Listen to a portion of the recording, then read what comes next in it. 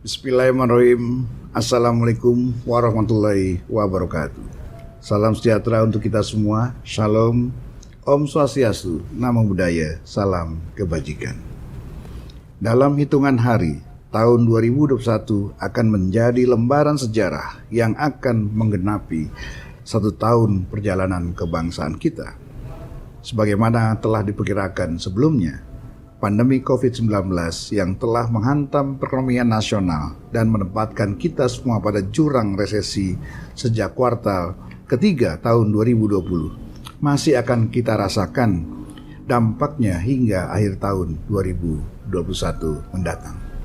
Pertengahan tahun 2021 telah menjadi periode terberat dalam penanggulangan pandemi COVID yang menghantam negeri kita, di mana catatan kasus harian COVID-19 telah mencapai titik tertinggi hingga 56.757 kasus per hari. Dan pada saat yang sama, angka kematian pasien COVID juga mencatat angka harian tertinggi, yaitu 2.069 kasus per hari. Dan puncak angka kematian tertinggi terjadi pada bulan Agustus dengan catatan korban jiwa mencapai angka 38.904 per bulan. Dampak pandemi juga kita rasakan pada berbagai sektor kehidupan lainnya. Pandemi telah menghadirkan disrupsi sektor ketenaga kerjaan yang tidak saja melambungkan angka pengangguran terbuka, melainkan juga melenyapkan sejumlah lapangan pekerjaan yang tidak sanggup bertahan dari badai pandemi yang telah membelenggu beragam aktivitas perekonomian masyarakat. Bahkan sektor UMKM yang pernah kita banggakan sebagai sektor yang kokoh bertahan ketika krisis meluluhlantakkan perekonomian nasional kita pada tahun 1998 juga tak mampu bertahan dari dampak pandemi. Hingga penghujung tahun 2020 yang lalu tercatat sekitar 87,5% hingga 90% UMKM terdampak oleh pandemi COVID-19. Menurut catatan Kadin, dengan melonjaknya gelombang pandemi pada pertengahan tahun 2021 yang dibarengi dengan penerapan kebijakan PPKM atau pemberlakuan pembatasan kegiatan masyarakat, telah menyebabkan turunnya pendapatan UMKM hingga 70%. Di mana sekitar 40% UMKM terpaksa berhibernasi atau bahkan gulung tikar. Dalam kaitan ini, MPR sangat mengapresiasi berbagai kebijakan yang telah dilakukan oleh pemerintah untuk mendorong pertumbuhan dan pemberdayaan UMKM di tanah air. Antara lain melalui dukungan fasilitas pembiayaan dan insentif fiskal, pemberdayaan dan peningkatan daya saing khususnya melalui peningkatan literasi teknologi UMKM di era disrupsi digital, dukungan alokasi anggaran melalui program pemulihan ekonomi nasional atau PEN, dukungan regulasi misalnya melalui peraturan pemerintah nomor 7 tahun 2021 tentang kemudahan perlindungan dan pemberdayaan UMKM, serta berbagai bentuk keberpihakan lainnya. Keberpihakan kita terhadap UMKM ini penting dan urgent. Mengapa? Pertama, karena dari total seluruh pelaku usaha di Indonesia, lebih dari 99% bergerak di sektor UMKM. Kedua, UMKM menyerap 97% dari sekitar 117 juta tenaga kerja domestik. Dan yang ketiga, UMKM adalah penyumbang utama produk domestik bruto atau PDB nasional dengan kontribusi mencapai 57% hingga 61%. Laporan Badan Pusat Statistik atau BPS sedikit membawa angin segar bagi kita semua. Jumlah penduduk usia kerja yang terdampak COVID-19 mengalami penurunan yang sangat signifikan. Dari 29,12 juta orang pada bulan Agustus 2020 menjadi 21,32 juta orang pada bulan Agustus 2021 yang lalu. Meskipun mengalami penurunan, 21,32 juta bukanlah angka yang kecil untuk diabaikan begitu saja. Penting diingat bahwa saat ini kita telah menapakkan kaki menuju puncak periode bonus demografi di mana komposisi demografi akan didominasi oleh melimpahnya penduduk usia produktif. Melimpahnya angkatan kerja yang tidak diimbangi oleh ketersediaan lapangan pekerjaan yang memadai hanya akan menjadikan bonus demografi sebagai sebuah beban dan bukan berkah untuk memajukan perekonomian nasional. Kita juga patut bersyukur bahwa langkah pemerintah dalam menanggulangi pandemi COVID-19 telah menunjukkan hasil yang menggembirakan. Kita kini telah jauh di bawah angka ambang batas yang ditetapkan oleh WHO sebesar 5%. Kondisi tersebut juga didukung oleh implementasi program vaksinasi gratis secara massal yang ditargetkan kepada sekitar 208,26 juta orang hingga awal Desember telah mencapai 68,4% untuk dosis pertama dan 47,5% untuk dosis kedua. Di samping 1,24 juta orang telah mendapatkan dosis ketiga. Program ini akan terus dijalankan dengan harapan pada penghujung tahun vaksinasi dosis pertama akan mencapai 80% dari target dan vaksinasi dosis kedua mencapai 60% dari target yang sudah kita tetapkan. Penting kita sadari bahwa dampak COVID-19 ini bersifat multidimensional. Tidak hanya menghantam sektor kesehatan dan menggerus sendi-sendi perekonomian nasional, tetapi juga menghadirkan paradigma baru yang memacu dan memicu kita untuk mengubah perspektif dan cara kita dalam bekerja, berinteraksi sosial, dan beraktivitas. Kondisi ini juga telah memaksa kita untuk menerobos ketidakmungkinan dan mengubahnya menjadi peluang yang pada prinsipnya menuntut adanya adaptasi, daya kreasi, dan inovasi. Pada titik ini, ketika energi kita telah terkonsentrasi penuh pada upaya penanggulangan sektor kesehatan dan pemulihan sektor perekonomian, urgensi untuk membangun karakter dan jati diri bangsa tidak boleh terpinggirkan atau bahkan kita lupakan. Sebagaimana amanat Presiden dalam sidang tahunan MPR bahwa nilai-nilai luhur Pancasila, NKRI, Persatuan dan Kesatuan Nasional tidak bisa dipertukarkan dengan apapun juga. Semangat untuk mensosialisasikan Pancasila sebagai dasar dan landasan ideologi negara, Undang-Undang Dasar Negara Republik Indonesia tahun 1945 sebagai landasan konstitusional, NKRI sebagai konsensus kenegaraan, dan Bhinneka Tunggal Ika sebagai semboyan pemersatu bangsa tidak boleh kendor sedikit pun sebagai sarana pembangunan wawasan kebangsaan serta penguatan karakter dan jati diri bangsa. Seiring perkembangan dan dinamika zaman, kita dapat merasakan adanya fenomena dan kecenderungan semakin melemahnya wawasan kebangsaan kita.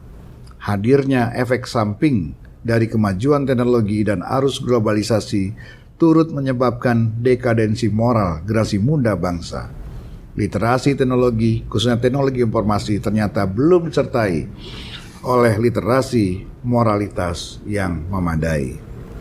Tingginya angka penetrasi internet di Indonesia yang mencapai lebih daripada 76,8% atau sekitar 212,35 juta pengguna internet belum diimbangi dengan tingkat keadaban yang memadai, ditandai dengan masih maraknya berita bohong atau hoax dan meningkatnya kejahatan berbasis cyber.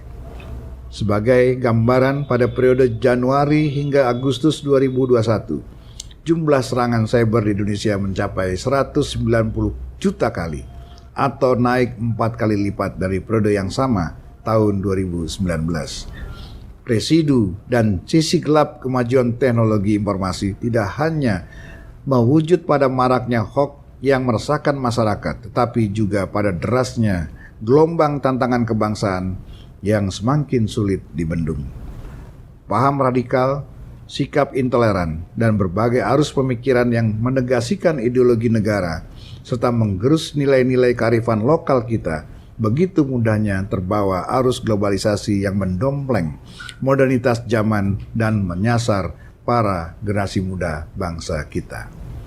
Pemberlakuan pembatasan aktivitas fisik di masa pandemi telah mendorong migrasi yang mengantarkan kita dari ruang realita ke dalam ruang maya yang patut kita waspadai. Dunia maya pun menyimpan potensi ancaman. Salah satunya adalah sebagai pintu masuk bagi propaganda dan indoktrinasi paham radikalisme dan terorisme. Kasus seorang wanita muda yang menyerang Mabes Polri pada akhir Maret 2021 adalah bukti tak terbantahkan atas pengaruh buruk internet yang dapat mencuci otak generasi muda kita. Jika tidak dikelola dengan baik dan bijaksana, kondisi tersebut dapat menempatkan kita pada posisi yang rentan sebagai sebuah negara. Disinilah pentingnya kita bangun komitmen dan kesadaran kolektif bahwa di masa pandemi ini kita tidak hanya membutuhkan vaksinasi medis untuk menangkal virus corona, tetapi yang tidak kalah pentingnya adalah vaksinasi ideologi untuk membangun imunitas jati diri dan karakter kebangsaan kita, sehingga mampu menangkal berbagai ancaman virus ideologi yang mengancam kebersamaan dan kesatuan persatuan kita. MPR sebagai rumah kebangsaan dan pengawal ideologi Pancasila mendorong semua pemangku kepentingan untuk bersama-sama membangun wawasan kebangsaan dan memperkokoh benteng ideologi. Dalam kerangka pelaksanaan tugas konstitusional MPR sebagaimana diamanatkan dalam Undang-Undang Nomor 17 Tahun 2014 tentang MPR, DPR, DPD, dan DPRD.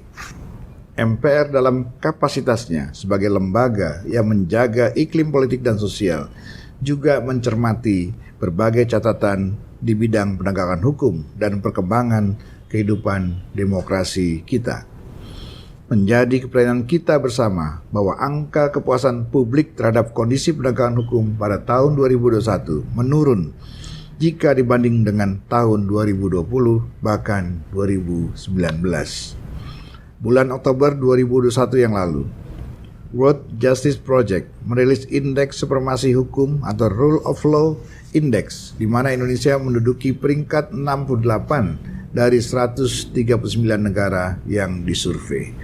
Ini adalah sebuah langkah mundur, karena hasil survei pada tahun sebelumnya atau tahun 2020 oleh lembaga survei yang sama menempatkan posisi Indonesia pada peringkat 59 dari 128 negara.